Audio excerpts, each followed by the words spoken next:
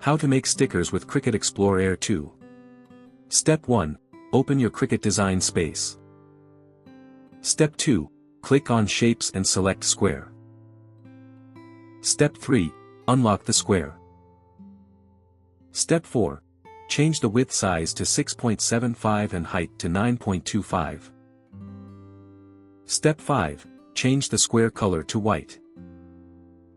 Step 6. Upload the sticker designs on the canvas. Step 7. Place the stickers inside the square. Step 8. On the Layers panel, go to Square. Step 9. Click on the eye icon to hide the square layer. Step 10. Select all the stickers. Step 11. Click on Attach.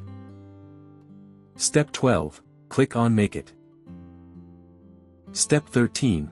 Click on Continue. Step 14. Click on Send to Printer. Step 15. Turn on the Use System dialog box option. Step 16. Click on Print. Step 17. In the Print dialog box, make changes according to your needs. Step 18. Once changes are made, click on Print. Step 19. Once the design prints out, place it on the cutting mat. Step 20. Load the cutting mat for cut.